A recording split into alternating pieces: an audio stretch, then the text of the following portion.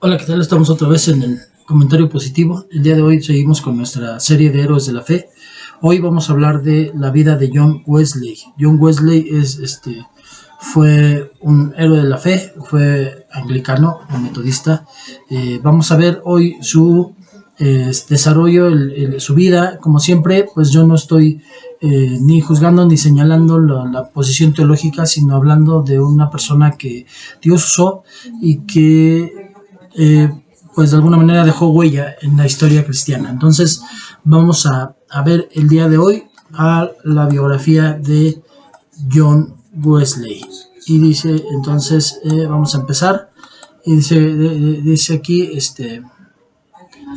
biografía de John Wesley. Bueno, la ginebra se destilaba en una de cada 4 casas en Londres y se vendía abiertamente en las calles. La embriaguez y la depravación hacían estragos en todos los niveles de la sociedad. En muchas ocasiones el Parlamento tuvo que aplazar las sesiones porque sus miembros estaban demasiado ebrios como para conducir asuntos de Estado. Los niños sufrieron un trato especialmente cruel. Casi el 75% de ellos murió antes de cumplir los 5 años. No solo eran difíciles las condiciones de vida, sino que los padres alcohólicos a menudo los abandonaban o, lo que era peor, los vendían con el fin de mantener sus adicciones. Algunas veces los padres mutilaban a sus hijos de manera horrible para que sus aparentes deformidades los hicieran ganar más dinero como mendigos. En Inglaterra se empezaban a dar las condiciones para una revolución como lo fue la Revolución Francesa, pero la revolución en las Islas Británicas sería muy diferente. En Inglaterra sería un avivamiento llamado metodismo, inspirado principalmente por John Charles Wesley. Como expresó un historiador, el metodismo y la Revolución Francesa son los dos fenómenos de mayor importancia del siglo XVIII. La gran red de sociedades metodistas establecidas por los hermanos Wesley llevó la promesa de la misericordia y del amor de Dios que tanto se necesitaban en los tiempos de incertidumbre, de dificultades económicas y de corta esperanza de vida. Esos grupos caseros, los que muchos en la actualidad podríamos llamar células, ideados por Wesley, proveyeron de instrucción constante, de oración, de responsabilidad, de discipulado en la comunión, de la comunión necesarios, que son la base del crecimiento espiritual. O sea, que ya desde ese tiempo esos grupos que hoy llamamos células estaban haciendo un trabajo de crecimiento y de evangelismo en la iglesia. Lo más importante es que John y Charles Wesley llevaron el mensaje de la gracia gratuita directamente a las masas. Su mayor audiencia fueron los quebrantados y humildes de espíritu, que con alegría abrieron sus corazones a las abundantes provisiones de la gracia de Dios. John y Charles Wesley nacieron el 17 de junio de 1703 y el 18 de diciembre de 1707, respectivamente, en Epworth, Inglaterra. Eran el 15º y el 18º de 19 hijos, de los cuales solo 10 alcanzaron la edad adulta. De hecho, cuando estaba embarazada su mamá de John, como ya tenían 15 hijos y eran de muy muy bajas condiciones de vida, aunque eran pastores, hubo quienes le dieron la idea de que mejor no tuviera el hijo, y de hecho tuvieron aparte de él cuatro hijos más, de los cuales pues sí, solamente 10 llegaron a ser adultos de 19 hijos. John y Charles eran descendientes de una larga línea de ministros. Sus padres eran el reverendo Samuel y Susana Wesley. Los criaron con la esperanza de que algún día se convirtieran en líderes de la iglesia anglicana. Samuel y Susana eran producto de los disidentes, pero por un salario, una casa y para proporcionar un ministro a la región, Samuel había hecho las paces con los anglicanos y fue ordenado por anglicanos. Sin embargo, debido a sus antecedentes disidentes puritanos, la casa de los Wesley se regía por principios morales estrictos que se ejercían a diario mediante una disciplina rigurosa en los modales, el estudio y la oración. Samuel Wesley, quien durante 35 años fue pastor de la pequeña parroquia de Epworth, trabajaba muchas horas supervisando las necesidades espirituales de varios pueblos vecinos. Cuando podía, se dedicaba rigurosamente al estudio o a menudo encerrado en su oficina, elaborando sermones, escribiendo poesía, componiendo himnos. Se unía a la familia solo para las comidas, que se compartían siempre en silencio. Susana, por su parte, utilizó cada oportunidad al máximo para educar y formar una familia en una gran variedad de materias y disciplinas personales. Bajo su tutela, los niños Wesley estudiaron historia, literatura, lenguas clásicas, música y sobre todo las escrituras. Memorizaban salmos, proverbios y largos pasajes del Nuevo Testamento. Cada momento, desde el amanecer hasta el anochecer, estaba organizado y comenzaba y terminaba con una oración. Y la lectura de la Biblia, si bien este enfoque puede parecer duro para muchos hoy en día, es fácil ver cómo esta educación hizo que John fuera el creador de las rutinas, las disciplinas y la búsqueda sistemática de Dios que caracterizaron al metodismo. La formación que les brindó Susana creó en John la estabilidad y la resolución que lo hicieron diligente en su religión y lo suficientemente humilde como para estar siempre abierto a la verdad. Los hábitos de estudio tranquilo, el estricto manejo del tiempo, la austeridad respecto a todas las cosas continuaron en John y Charles por el resto de sus vidas. O sea, venían de una familia de bajos recursos y toda su vida fueron de bajos recursos, no por el hecho de ser pastores. Y aquí viene otra situación de contrapeso. Muchos hoy nos hablan de la prosperidad y que a lo mejor estás en pecado si no eres próspero, y vemos a los padres de John y Charles Wesley y a ellos mismos que vivieron en austeridad durante toda su vida. Cada niño que creció, y obviamente ellos no estaban en pecado, ellos dejaron huella en el evangelio. Cada niño que creció hasta la edad adulta abandonó el hogar de los Wesley con una mente entrenada, un corazón puro y una sincera pasión por el Señor. Esas eran sus verdaderas riquezas. Cuando estaba presente, Samuel gobernaba su casa con mano dura y mal carácter. Susana, sin embargo, se mantuvo firme en su obediente respeto hacia él. Nunca flaqueó en su fe, aun cuando al dolor se le añadía la dificultad y el hecho de que 9 de sus 19 hijos murieron en la infancia. Ciertamente, la fuerza de ese testimonio dejó una profunda impresión en John y en Charles. Así que cuando más tarde en la vida enfrentaron desalentadoras oposiciones, lo hicieron con un aplomo, una gracia y una fe estimulantes, que fueron el ejemplo de su mamá. Mientras que la reputación de Susana, como mujer disciplinada y devota crecía, su marido se hacía cada vez más conocido por sus fuertes opiniones y obstinación. Cualquiera que fuera la razón, su popularidad entre la ciudadanía local disminuía continuamente hasta que ocurrió el desastre en la noche del 9 de febrero de 1709. Mientras la familia Wesley dormía, la casa pastoral de Epworth se prendió fuego de manera misteriosa entre las 11 y 12 de la noche. No tuvieron para sacar la ropa, ni posesiones. Mientras bajaban las escaleras, solo una delgada pared impedía que las llamas cortaran la vía de escape. Susana, que estaba próxima a dar a luz al último niño, sufrió algunas quemaduras en las piernas y en el rostro, mientras luchaba contra las llamas para asegurarse de que todos sus hijos hubieran escapado. Una vez afuera, estaban todos a salvo menos uno. John en ese momento tenía 5 años y medio de edad. Su madre lo buscaba desesperadamente fuera. Samuel hizo 2 intentos de regresar a casa poniéndose los pantalones sobre la cabeza como escudo, pero el fuego era muy grande como para que pudiera ingresar otra vez a casa. Al fracasar este intento, reunió a la familia a su alrededor en el jardín para orar y encomendar a John a Dios. Al principio nadie se dio cuenta de que el joven John agitaba los brazos desde la ventana del segundo piso y gritaba pidiendo ayuda, pero cuando las llamas empezaron a llegar al nivel superior de la casa, llamó la atención de un vecino, quien rápidamente se subió a los hombros de otro hombre y sacó a John a un lugar seguro. Solo momentos antes de que el resto del techo se derrumbara. En cuestión de unos pocos minutos, toda la casa pastoral había quedado reducida a cenizas. Cuando Juan fue llevado a su padre, el pastor exclamó: «Vengan, vecinos, arrodillémonos y demos gracias a Dios. Él me ha dado a mis 8 hijos. Dejen que la casa desaparezca. Yo soy lo suficientemente rico». Después Samuel dijo a su famosa frase: «¿No es este, John, un tizón arrebatado del incendio?». A partir de ese momento, Susana se convenció de que John tenía un llamado especial de Dios para su vida. Ya como adulto, no revestía importancia el hecho de que John fuera un hombre pequeño. Solo medía unos 66 de estatura y pesaba aproximadamente 59 kilos. Sin embargo, su diminuto tamaño nunca fue un estorbo para él. Eso demuestra que la estatura física de una persona tiene muy poca importancia en comparación con lo grande que puede ser espiritualmente. John Wesley fue sin duda un gigante de la fe.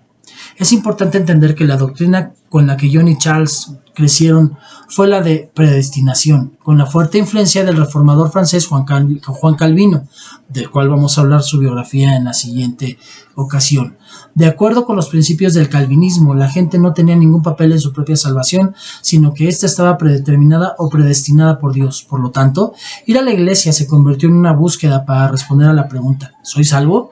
Más que ¿cómo puedo ser salvo?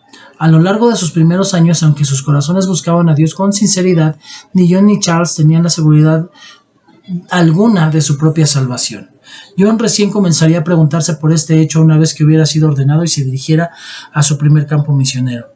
A pesar de esta falta de seguridad interna, John fue ordenado diácono al graduarse y predicó su primer sermón en el pequeño pueblo de South Lake, cerca de la ciudad de Whitney. En la primavera de 1726, para orgullo y alegría de su padre, John fue elegido miembro del Lincoln College, una prestigiosa posición como residente en Oxford. 8 meses más tarde fue nombrado profesor de griego y moderador de clases. La lucha constante entre las obras exteriores frente a la santidad interior continuó con furia en el alma de John. Él quería vivir el resto de su vida con todo lo que la Iglesia prescribía como necesario para tener una vida devota, pero una y otra vez tenía crisis de fe en sus creencias que lo llevaron a dudar de la seguridad de su propia salvación, una crisis de convicción que sentía cada vez que se enfrentaba a la muerte. Fue durante esta época, 1729, cuando Charles comenzó a reunirse con varios estudiantes que pensaban de forma similar, para estudiar y guardar juntos una serie de disciplinas diarias. John aceptó la invitación y se unió a ellos, y pronto comenzó a servirles como líder y consejero. En tono burlón, los otros estudiantes llamaban al grupo polillas bíblicas, fanáticos bíblicos, sacramenteros, metodistas, club santo o entusiastas. Pero en los años siguientes el grupo mostró ser una fuerza beneficiosa para la comunidad, pues los miembros comenzaron a visitar prisioneros, a ministrar huérfanos, a cuidar de los desamparados. El nombre del grupo santo pegó y pronto creció a unos 25 miembros. En febrero de 1733, 120 inmigrantes establecieron un asentamiento en Georgia, que se convertiría en Savannah. John, Charles y otros 2 miembros del Club Santo, Benjamin Ingham y Charles de Lamont, zarparon con 300 pasajeros a bordo del Simons el 21 de octubre de 1735 rumbo a Savannah. Entre los pasajeros se encontraba un grupo grande de alemanes moravos, el quinto grupo que fue a Georgia, quienes rápidamente se hicieron conocidos por su piedad y su actitud para la oración. Los Wesley y sus 2 amigos asistían a las reuniones de los 2 moravos todas las noches, y John estudiaba alemán a fin de poderse comunicar con ellos. Ellos observaban cómo adoraban los moravos con genuina emoción y cómo realizaban oraciones espontáneas y sentidas. Los moravos practicaban el compañerismo grupal compasivo, el estudio bíblico, el canto de himnos, una confianza tranquila y personal en Dios en cuanto a salvación, que causó una impresión en los 4 miembros del club. El viaje resultó una sucesión de tormentas. Enfrentados a muerte, a manos de esas tempestades, John se sorprendió a ver que no se sentía preparado para morir, pero pensaba que estaba en paz con Dios. Incluso se preguntó a sí mismo, ¿cómo es que no tienes fe? Sin embargo, los moravos actuaron en claro contraste con eso. Sin importar la dureza de la tormenta, no mostraban temor. Tampoco habían mostrado orgullo, ni ira, ni falta de perdón durante el viaje. De hecho, en medio de una tormenta estaba en un servicio y cantando un salmo cuando una ola se estrelló sobre el barco. Rasgó la vela mayor en pedazos e inundó la cubierta en los niveles inferiores con tal fuerza que muchos pensaron que el barco iba a ser tragado por el océano. Sin embargo, los alemanes cantaban como si no se hubieran dado cuenta, a pesar de que la multitud de pasajeros ingleses que entraban en pánico y gritaban de miedo. John nunca había conocido a una persona, mucho menos un grupo completo de hombres y mujeres y niños, que no tuvieran temor de morir. John decidió tratar de imitar el ejemplo de temer a Dios, el ejemplo de que temer a Dios no significaba no temer a nada más en esta vida. Al mismo tiempo, sin embargo, se daba cuenta de que esas personas tenían algo de Dios que a él le faltaba, y era algo que quería con desesperación. Sin embargo, al ser un hombre con un llamado y un título, era todavía demasiado orgulloso como para buscarlo. Esa búsqueda tuvo que esperar hasta que sus esfuerzos en Georgia demostraran varias veces ser un fracaso y hasta que finalmente regresara a Inglaterra con más hambre y más deseos de Dios que nunca. Deseoso por comenzar su trabajo, John consultó a un pastor moravo, Augustus Spangenberg, en busca de consejo. Durante la conversación, Spangenberg le dijo explícitamente: hermano mío, primero tengo que hacerte 1 o 2 preguntas. ¿Tiene usted el testimonio dentro de sí? ¿El Espíritu Santo da testimonio con su espíritu de que usted es un hijo de Dios? John estaba sorprendido con esas preguntas, pues no sabía qué contestar, así que Spangenberg reformuló la pregunta. ¿Conoce a Jesucristo? John hizo una pausa nuevamente y después respondió: sé que Él es el Salvador del mundo. Eso es cierto, respondió Spangenberg, pero ¿sabe que Él lo ha salvado? Wesley respondió: espero que Él haya muerto para salvarme. Decidido, Spangenberg reformuló la pregunta: ¿lo sabe usted mismo? John dudó de nuevo antes de responder: sí, lo sé, con tanta confianza como pudo, pero sintió que esas palabras eran vacías. A través de esta conversación, John se enfrentó otra vez al hecho de que los moravos tenían algo de Dios que él no tenía. pero todavía era demasiado orgulloso para admitirlo y para humillarse ante Dios lo suficiente como para poder realmente recibirlo en su corazón. Sin embargo, John se convirtió en un fiel amigo de Spangenberg y de otros moravos y pasó mucho tiempo con ellos en Savannah, tratando de aprender de ellos tanto como pudiera. Después de ver sucesivos fracasos en la obra, John decidió regresar a Inglaterra y zarpó a bordo del Samuel hacia su tierra natal el 22 de diciembre de 1737. Estaba desanimado y parecía lo suficientemente humilde como para buscar qué era aquello que los moravos habían encontrado que él aún todavía no tenía. Al reflexionar sobre su estadía en Georgia y lamentando su propio estado espiritual, escribió lo siguiente en su diario el martes 24 de febrero de 1738. Fui a Estados Unidos a convertir nativos, pero vaya, ¿quién me convertirá a mí? ¿Quién me librará de este malvado corazón? Tengo una religión de buen verano. Puedo hablar bien, mejor dicho, creo yo mismo, mientras no haya peligro cerca, pero deja que la muerte me mire a la cara y mi espíritu se perturba. Tampoco puedo decir, la muerte es ganancia. Hasta este punto la vida de John había estado plagada de una fuerte convicción clara acerca de la naturaleza de su verdadero llamado de parte de Dios. Aunque hacer el bien nunca merece condenación, a veces puede ser un obstáculo que nos impide hacer lo que es mejor. John ansiaba obtener aprobación, como todos nosotros, pero con mucha frecuencia permitió que eso obstaculizara el camino para encontrar su verdadero propósito. Él había rechazado la solicitud de su padre de liderar la parroquia de Epworth, pero a medida de que su padre se acercaba a la muerte, había cedido y presentó, solo para ser rechazado, la petición de ingresar como pastor. Había viajado a Georgia para ministrar a los nativos, pero se había atareado con cualquier otra cosa que fuera posible una vez que estuvo allí. Fue nombrado ministro de Savannah y sin su consentimiento. Había aceptado el nombramiento para agradar a la comunidad local en vez de rechazarlo y hacer lo que sentía. La fe de los moravos tironeaba su espíritu, pero él no estaba deseoso de arriesgar su posición o su propia seguridad para responder a este llamado. John mostraba todos los signos de ser un hombre que tenía la apariencia de santidad, pero nada del poder que venía con ello.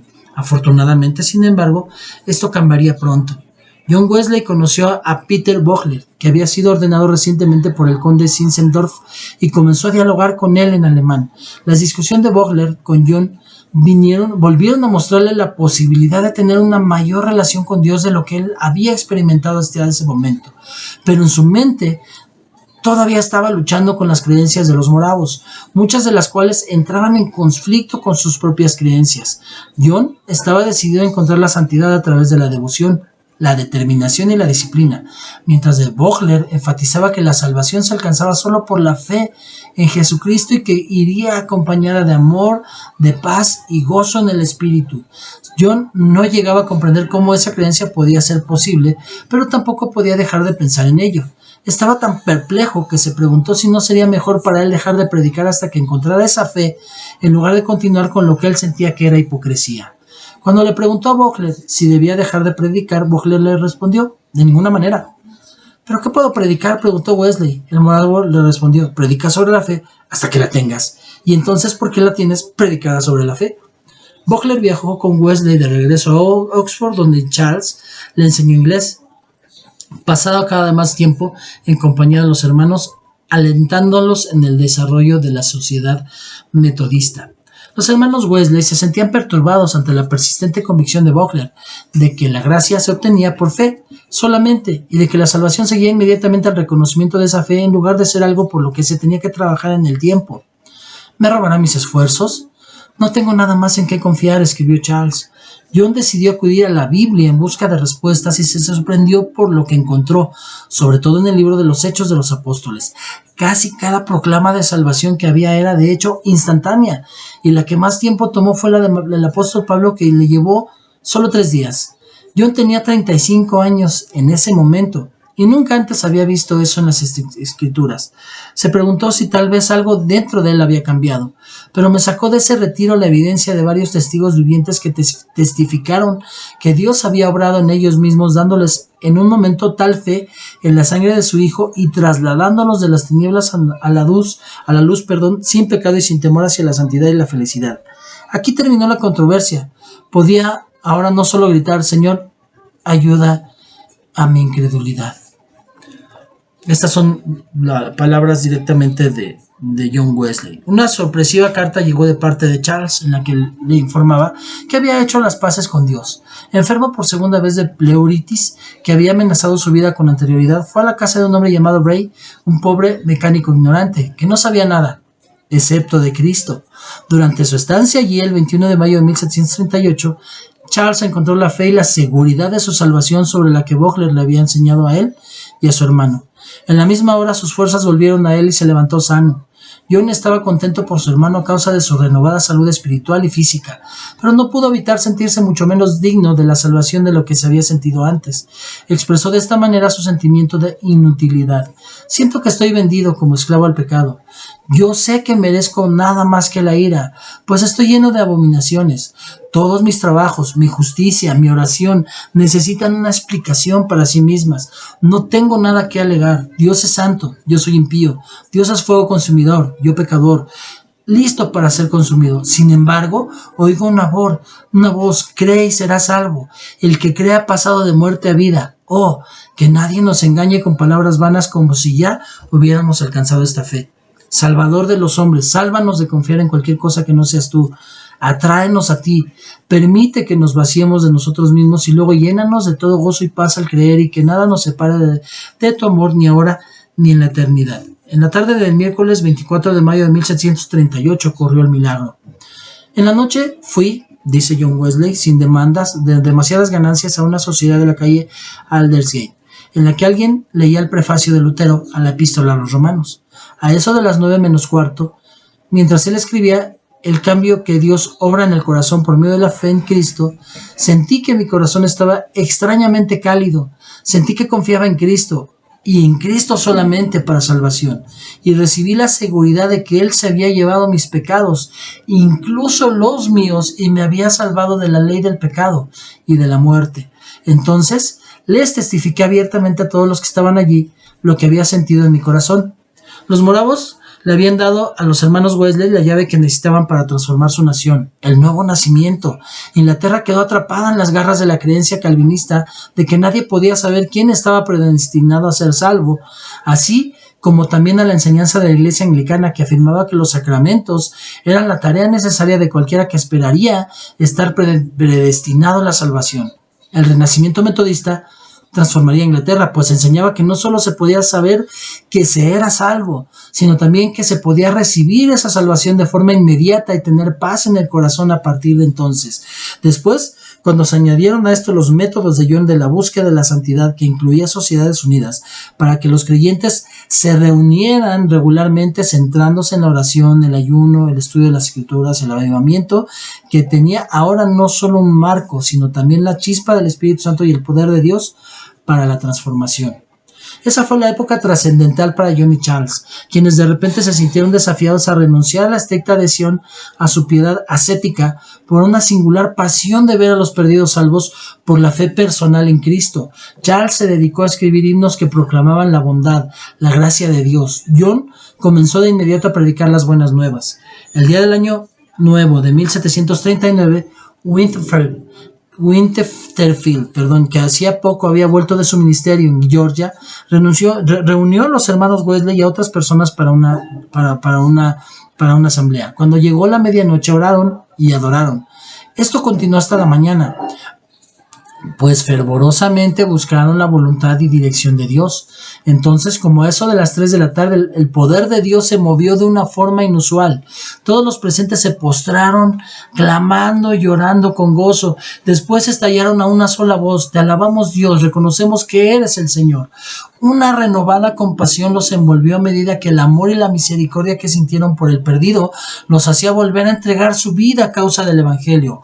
Whitefield reconoció el poder que se manifestó en esa ocasión al decir: era una temporada de Pentecostés, sin lugar a dudas. Algunas veces toda la noche se pasaba en oración. A menudo hemos sido llenados con un vino nuevo y con frecuencia los he visto abrumados con la divina presencia y clamar: ¿habitará Dios realmente con los hombres en la tierra?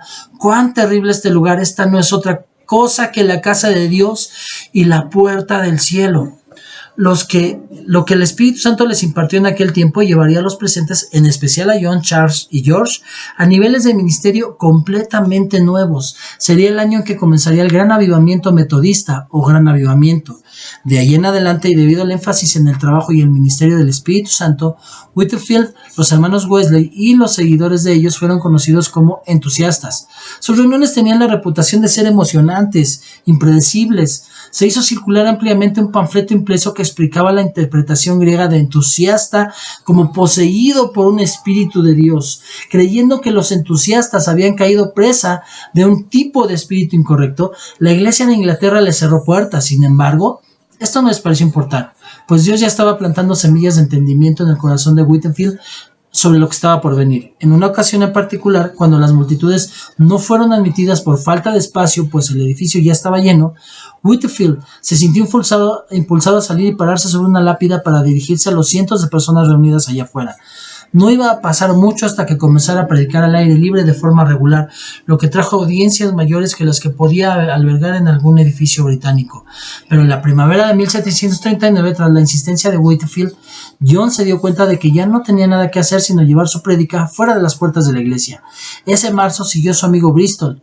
Whitefield ya había profundizado en la predicación al aire libre en la bulliciosa zona de Bristol, con la esperanza de llegar a la multitud de mineros y trabajadores de los astilleros del lugar.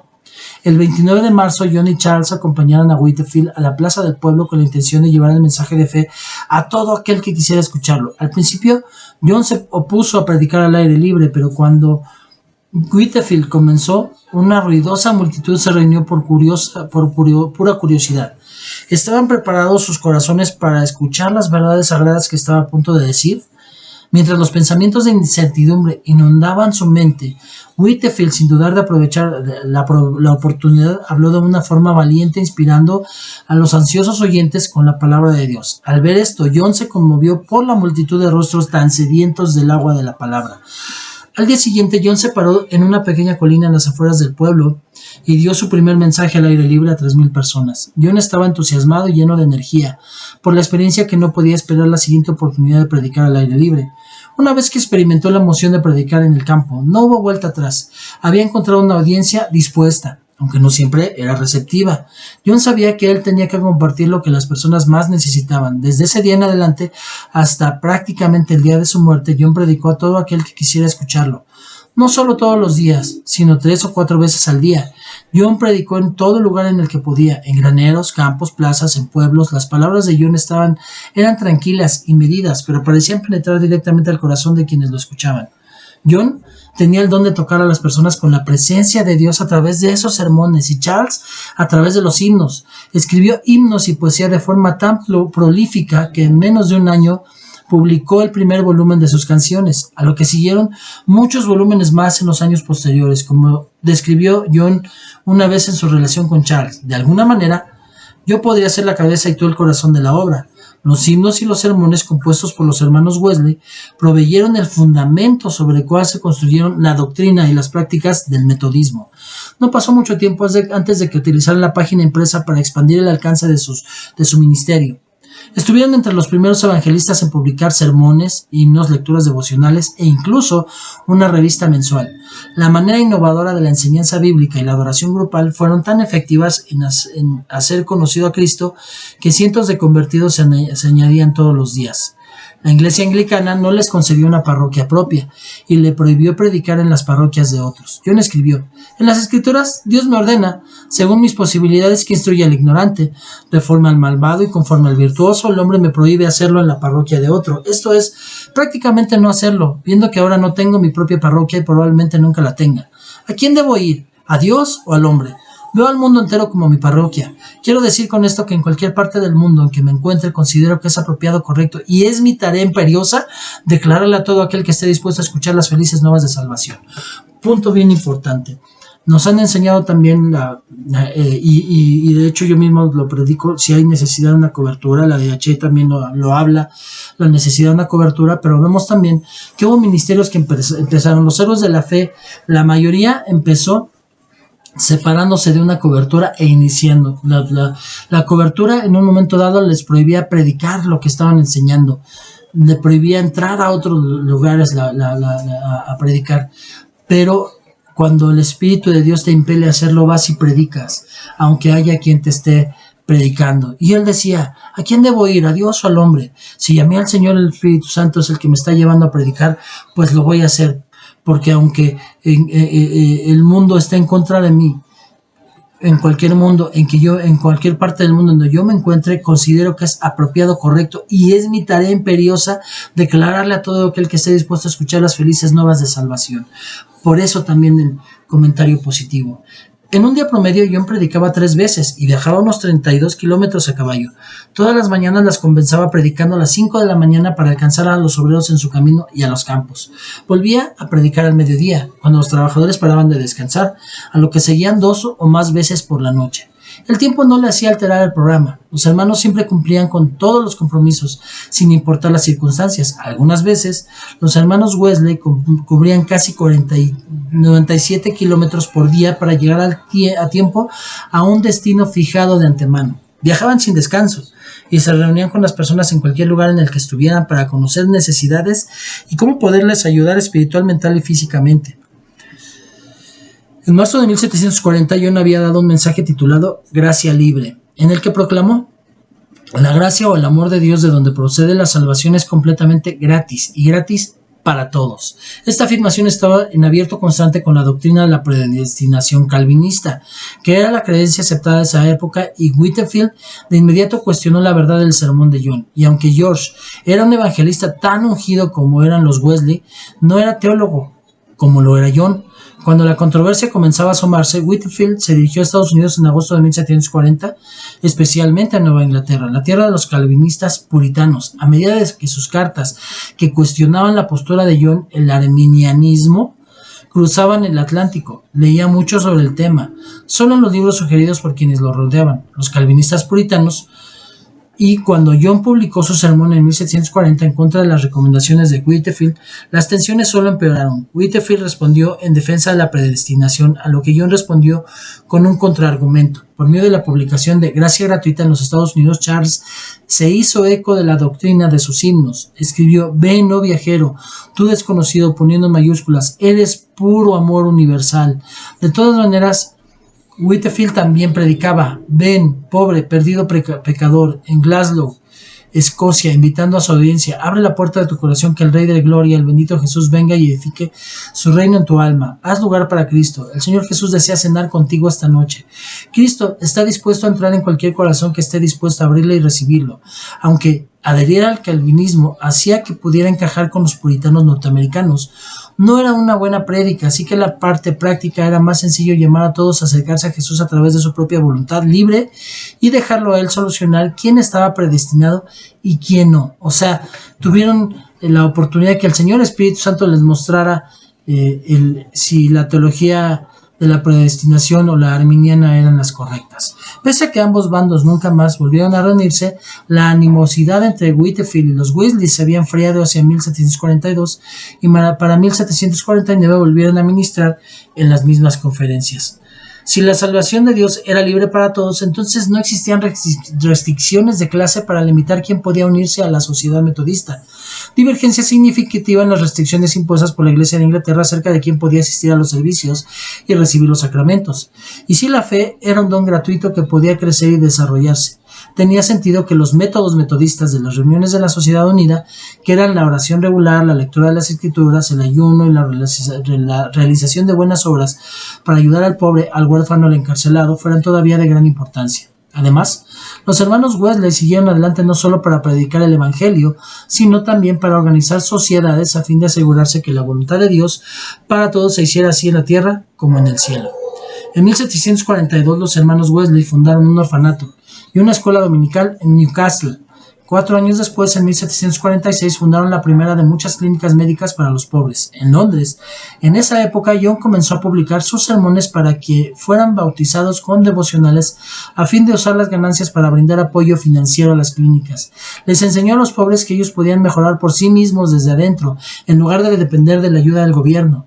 Lo más importante es que decidió ofrecer una iglesia, no solo para el pobre y desposeído, sino también para el trabajador común, no evangelizado, aquellos que la Iglesia de Inglaterra alejaba porque carecían de maneras refinadas y de vestuario apropiado. El 8 de abril de 1749, John ofició el casamiento de Charles con Sarah Wynne. Poco después, Charles se retiró de la mayor parte de su ministerio itinerante para establecerse con su creciente familia en Bristol. Charles y su esposa disfrutaron de una feliz unión y compartían el interés común en la música y la adoración mientras supervisaban las oficinas centrales de Bristol y ministraban juntos localmente. Tuvieron 8 hijos, pero solo 3 menores alcanzaron la edad adulta. Tal vez esto motivó a John a pensar que en el matrimonio. En el agosto anterior se había enfermado en Newcastle y había recibido asistencia de una hermosa y joven mujer llamada Grace Murray. Hasta recuperarse, John decidió hacerla su esposa. Grace, viuda de un marinero, se había convertido en miembro y al poco tiempo en líder de una sociedad metodista en Newcastle. El liderazgo de la mujer no tenía precedente en esa época, pero los hermanos Wesley valoraban el aporte de la mujer y respetaban el llamado que Dios había puesto en sus vidas como ministros. Sin lugar a dudas, su actitud hacia la mujer estaba influida por los roles de la madre y las hermanas que ellas habían tenido en su formación espiritual. Las hermanas mayores habían sido valoradas confidentes y consejeras. Más adelante, su hermana Hetty demostró ser invaluable para ellos como maestra y asistente administrativa en Londres. John dijo una vez: ¿no podrán las mujeres tanto como los hombres tener parte en este honorable servicio? Sin lugar a dudas deben, en su necesidad, derecho y obligación indudable. No existe diferencia, no hay hombre ni mujer en Cristo Jesús. Wesley elogiaba su trabajo al decir: vi cómo la obra de Dios prosperaba en sus manos. Ha sido para mí tanto una servidora como una amiga, como también una compañera de trabajo en el Evangelio. Otro líder metodista, John Bennett, también se había enamorado de ella y comenzó a cortejarla. Grace le escribió a John Wesley diciéndole: lo amo a usted 1000 veces más de lo que jamás amé a John Bennett en mi vida, pero me temo que si no me caso con él, enloquecerá. Charles Wesley también le alentó a casarse con Bennett, pues se oponía a que ella se casara con su hermano. Finalmente Grace se casó con Bennett. Esta desilusión provocó que John se casara precipitadamente con la viuda Mary, que le decían Molly Baseile, quien tenía ya 4 hijos. Esta decisión apresurada fue el error más grande en la vida de John, pues Molly le había asegurado que sus constantes viajes no iban a ser un problema, pero descubrió rápidamente que no estaba hecha para ser la esposa de un ministro itinerante. Pronto se sintió sola y celosa mientras John estaba fuera. Luego acordaron que Molly viajara con él, lo que hizo en bastante medida durante los siguientes 4 años, pero cuando el carruaje en que viajaban fue atacado por una pandilla, Molly dejó de viajar con John, volviéndose cada vez más celosa y amargada por la constante ausencia de John. Molly comenzó a abrir su correo y a leer sus papeles personales y lo amonestaba ante cualquier referencia o correspondencia con otra mujer. Su temperamento se hizo evidente para los allegados a la familia. Con ira, comenzó a entregar sus papeles privados a los enemigos o a publicarlos en los periódicos, algunas veces incluso reescribiendo la forma en que las cartas iban a publicarse para hacer que su esposo se viera aún peor. Algunas veces viajaba cientos de kilómetros solo para ver con quién viajaba John en su carruaje cuando llegaba a alguna ciudad. En una ocasión encerró a Charles y a John en una habitación a fin de confrontarlos con sus faltas, y solo pudieron escapar recitándole poesía en latín hasta que ella no lo soportó más. En otra oportunidad, uno de los miembros del equipo de John encontró a este y a Molly en su cuarto de hotel, y la enfurecida Molly estaba parada encima de John, tomándole el mechón del cabello por el cual lo había arrastrado por toda la habitación. Molly dejó a John varias veces, pero siempre regresaba en respuesta a sus ruegos. En 1771 lo dejó durante más de un año, antes de regresar. Recién cuando Molly falleció en 1781, en el hogar de John se restauró la paz. Fueron 30 penosos años. Durante 5 décadas John Wesley viajó por todas las zonas rurales de Inglaterra, Escocia e Irlanda, predicando, enseñando, aconsejando y orando con comerciantes, trabajadores, graneros y gente común de todo tipo. Dejó grupos de convertidos que aprendieron a reunirse semanalmente para confesar sus pecados, alentarse unos a otros en oración y fortalecer su fe a través del estudio bíblico.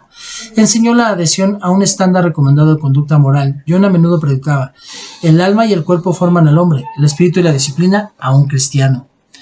En 1744, después de que los Wesley establecieran cientos de sociedades por toda Inglaterra, se llevó a cabo la primera conferencia metodista anual, en la ciudad de Londres. Todos los predicadores laicos y los líderes se congregaban para escuchar a John, recibiendo aliento o reprimenda, exponer los problemas significativos y proponer soluciones. Esta conferencia era parte del plan de John para satisfacer las necesidades espirituales e intelectuales de los predicadores itinerantes y los líderes locales. Además de establecer la conferencia anual, también publicó libros sobre diversos temas, con el propósito expreso de educar a su creciente grupo de maestros. Publicó sus mejores sermones y otras obras teológicas clásicas a bajo costo, y utilizó las ganancias para establecer escuelas para educar a quienes estaban interesados en convertirse en maestros bíblicos. Wesley abogaba por el desarrollo del intelecto y de los aspectos sociales y emocionales de la vida cristiana, incluso para quienes no estaban llamados a un ministerio a tiempo completo. John Wesley comprendía que no solo había de evangelizar, sino que la clave estaba en discipular, predicar como un apóstol, sin unir a los que estaban renovados ni entrenarlos en los caminos de Dios, es solo por engendrar hijos para el homicida. ¿Cuánta predicación ha habido en estos 20 años? Pero no hay sociedades regulares, ni disciplina, ni orden, ni relación. La consecuencia es que 9 de cada 10 personas que alguna vez experimentaron el avivamiento ahora están más dormidas que nunca.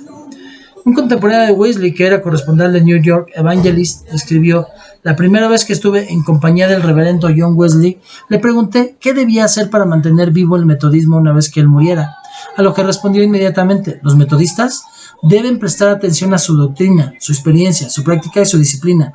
Si ellos no se ocupan de su disciplina, serían como las personas que dedican un gran esfuerzo a cultivar el jardín y no le ponen una cerca alrededor para resguardarlo de los jabalíes del bosque.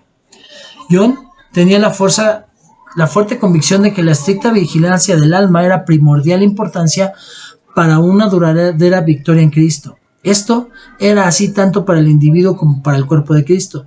Todos los aspectos de la vida debían llevarse a la obediencia a Cristo. 2 Corintios 10:5.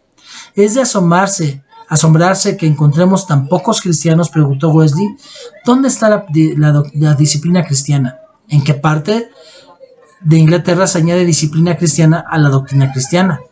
Wesley sentía que la iglesia era como un todo que necesitaba disciplina y creía firmemente que donde sea que se predique la doctrina, si no hay disciplina, no puede tener todo su efecto sobre los oyentes.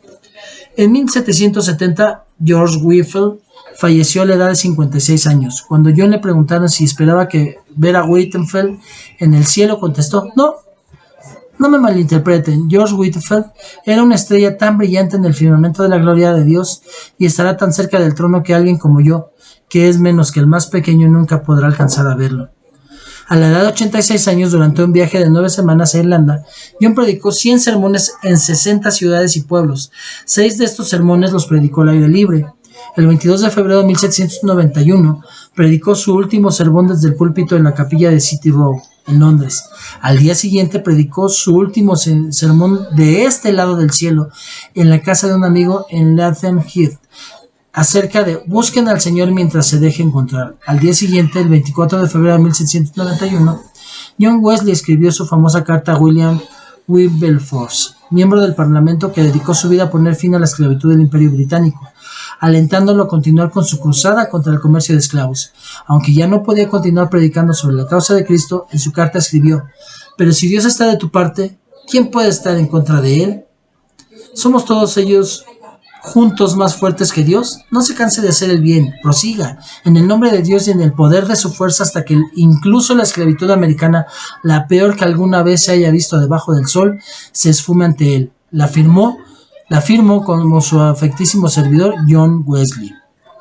Aquí vemos, una continuidad y una visión que perduró hasta el predicador que la vez pasada platicamos de Martin Luther King.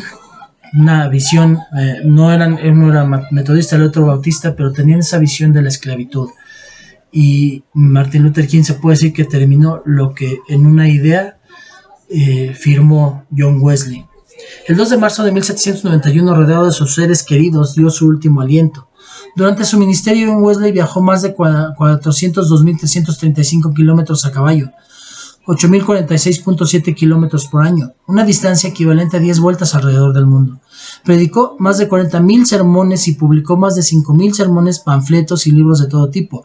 Hasta el momento de su muerte, Wesley tenía 79.000 seguidores. En la actualidad, solamente en Inglaterra hay 800.000 miembros de la Iglesia Metodista y 70 millones de miembros en todo el mundo. John Wesley llevó al desafío de una nueva vida a la Iglesia Anglicana cuando ésta había perdido de vista a Cristo como el máximo redentor. Al predicar la justificación por fe, John y Charles Wesley sacaron a muchos miles de personas de las masas olvidadas de Inglaterra, de sus desafortunadas circunstancias y malos hábitos, haciéndoles tener esperanza de justicia y salvación. Los apasionados esfuerzos de John por llevar el conocimiento de la redención a la humanidad se sintieron no solo en Inglaterra, sino en todo el continente europeo y en el mundo en vías de desarrollo, predominantemente en América. Como dijo Rick sobre él, parece haber tenido una convicción determinada y rectora de que había un gran trabajo que realizar para la Iglesia y el mundo, un trabajo que Dios lo había llamado a realizar. Vino a su alrededor la necesidad de un trabajo semejante, un mundo vacío y sin corazón, lleno de corrupción, vanidad e inquietud, una iglesia abúlica, indisciplinada e inestable. Él sentía que dentro de sí se agitaba fuertemente el poder y el llamamiento de despertar y organizar a la iglesia y de impactar y convertir al mundo. Sin lugar a dudas, el mundo iba a ser tocado por los Wesley, ya que el metodismo proveería el camino de avivamiento hasta muy avanzado el siglo siguiente. Bueno, pues hasta aquí terminamos la vida de John Wesley. Podemos ver que sí, ciertamente, vamos a hablar del calvinismo y vamos a ver las cosas que tiene el calvinismo, y vemos que son personas que tienen visiones totalmente distintas, pero algo que yo ya conocía, que ya había compartido con hermanos, es esa enseñanza, esa parte en donde a Wesley le preguntaron al respecto de Whitefield, que tenía una visión calvinista de la gracia, y le preguntaron que si iba a ver a Whitefield en el cielo, y dijo, no, él tenía una estrella tan grande. Cuando nos quieren dividir, nosotros tenemos que tener esa humildad de entender que somos siervos de Dios, y que hoy yo, a pesar de que el Señor me ha dado la oportunidad de conocer diferentes visiones teológicas, hoy lo hago para ponerme en sus zapatos, para no discutir con esas visiones teológicas y para comentar el porqué de la visión teológica que yo tengo, pero respeto mucho la visión teológica de cada hijo de Dios en cada denominación cristiana que existe en el mundo, y le doy gloria a Dios por eso, porque existe y porque nos enseña y porque nos bendice. Bueno, pues hasta aquí terminamos. Le doy gracias a Dios por la bendición de estar con ustedes. Vamos a orar para poner este tiempo en manos de Dios. Papito, fue un poco largo, quizás a veces tedioso el escuchar esto, pero es de bendición, es una bendición que si analizamos atentamente la vida y lo que hizo John Wesley, nos damos cuenta de que fue un hombre que dejó huella por algo, Señor bendito, que hoy millones de metodistas alrededor del mundo siguen pues los tratados, las enseñanzas, lo que él dejó. Esto no quiere decir que sea incorrecto o correcto el metodismo. Ustedes lo saben, no soy metodista, soy adenominacional, pero amo, respeto cada una de las denominaciones que existen, y amo también, Señor bendito, su evangelio, Dios todopoderoso, y la unión que debe haber, que somos un solo cuerpo, aunque haya visiones teológicas distintas en el mismo, pero cada una ha hecho su trabajo desde su trinchera y ha sido de bendición para este mundo que necesita su palabra. Y Dios, usted tiene un llamado para cada persona en cada movimiento cristiano que hay. Dios bendiga cada movimiento cristiano, bendiga, Señor, el movimiento que estamos iniciando, Señor bendito, nuestro centro de capacitación teológica, Padre, respáldelo, Señor, que sea de mucha bendición para todo el mundo, y que siempre, siempre, siempre, siempre sea el Señor Espíritu Santo el que nos lleve a toda verdad, Señor, haciendo a un lado toda soberbia, todo egoísmo y el creer que nosotros ya sabemos. No sabemos nada. El Señor Espíritu Santo es el que nos guía. Gracias, le doy toda la gloria y la honra y todo esto se lo oro en el nombre de Jesús Jesucristo. Amén y amén. Y bueno, hermanos, pues hasta aquí llegamos con la biografía de John Wesley. Espero que haya sido de bendición para sus vidas también el conocer, el saber, porque muchos de nosotros hemos escuchado de los héroes de la fe, pero pocos sabemos qué fue lo que hicieron para que llegaran a eso. Entonces aquí ya vemos la vida de John Wesley, y yo espero que sea de bendición para tu vida y para mi vida. Pues Dios me los bendiga mucho. Como siempre les pido, por favor, que me regalen su like, que lo compartan para que otros puedan también recibir la bendición, y que me puedan regalar un comentario en la caja de comentarios, donde yo estaré contestando cada uno de los comentarios. Gracias, que Dios les bendiga. Chao.